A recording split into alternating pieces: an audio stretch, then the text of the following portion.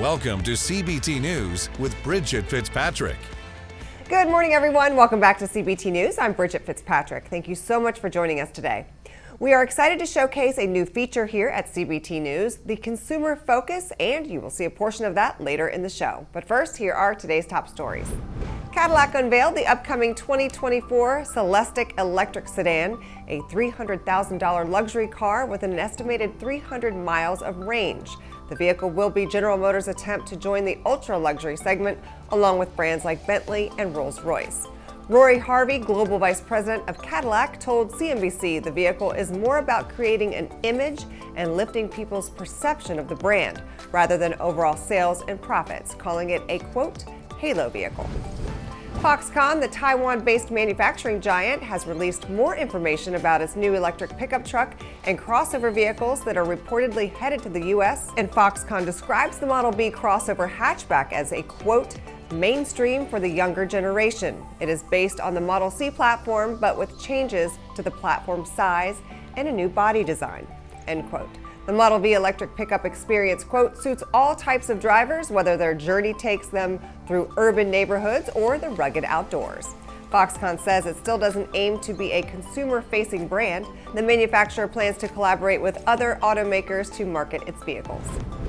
In an announcement from Ford Motor Company, CEO Jim Farley said Lincoln dealers will need to invest $900,000 into chargers and other upgrades if they want to sell the brand's upcoming EVs. Lincoln is dividing its network of 650 stores into two groups based on market size.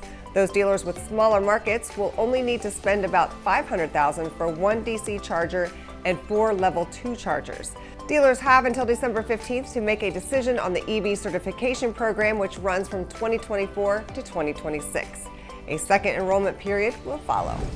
New model projections from Bloomberg Economics show that a U.S. recession is effectively certain in the next 12 months. Bloomberg economists Anna Wong and Eliza Winger say the latest recession probability models forecast a higher recession probability across all time frames, with a 12-month estimate of 100%, up from 65% in the previous update. Don't go anywhere. Coming up next, we take a look at CBT News' Consumer Focus. We'll be right back.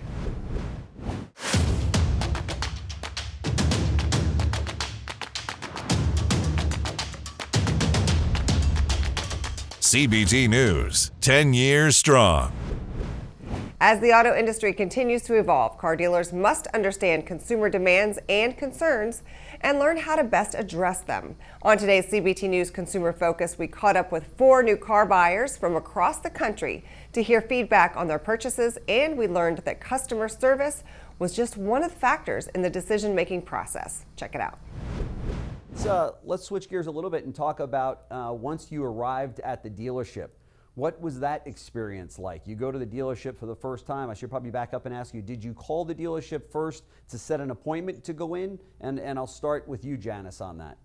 Yes, I actually, this was my first time buying a car with a baby. Oh, so I had, it had to be very timely. So I called the dealership prior. I said, I anticipate, buying a new car always takes all day or half the day, and I don't have the time today. So if we want to make this happen, you need to tell me what I can do, what information I can get to you beforehand, so we can make this as seamless as possible. So I did, in fact, have pre-fill out an application. I had set up an appointment, and I really had narrowed down just a few cars that I wanted to look at. So they were already waiting, had the cars pulled up at the dealership when I got there. That's great. How'd that make you feel? It definitely made me feel valued as a customer, because I know that they were, willing to do what they needed to do to get my business. And that's really what I was looking at in terms of my time constraints and convenience. And what about you, Gail? What did that look like once you arrived at the dealership? Well, I went to two different dealerships. The first one was very close by, and I thought customer service was awful. Okay. That was a young kid. He was a young kid. He could care less about it, really. I think he was just doing it as a part-time thing. Yeah. So it was a matter of I wasn't impressed with the dealership itself based on the customer service rep, or the salesman, I should say. And can you give me an example of what it was that turned you off on that? Cocky guy. Cocky. too young, didn't really understand our situation. I didn't think Sure. for what we needed. Didn't seem really interested, wasn't personable. Could tell kid was right out of college or something, Yeah. just doing it as a part-time gig. Audrey, how about you? How did you find the experience when you approached the dealership? I mean, I found it a little different than typical, being COVID, and they don't put the pressure on you like they used to because they don't have as many cars and they sell what they have. So Yeah. as far as that, I didn't feel pressure, and it wasn't the usual like haggling like in other years when I've purchased a car. So it was a lot faster because of that. Right. And did you enjoy that more? Well, I would have liked to get a better price. So I enjoyed the less time, but Sure. I paid more than I thought I would. All right, be sure to watch this interview in its entirety right here at cbtnews.com.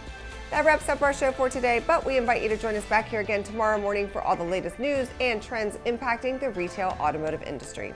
And be sure to follow us on TikTok, LinkedIn, Facebook, and Twitter. I'm Bridget Fitzpatrick. Thanks for watching and have a great day. Thanks for watching CBT News, the voice of the retail automotive industry.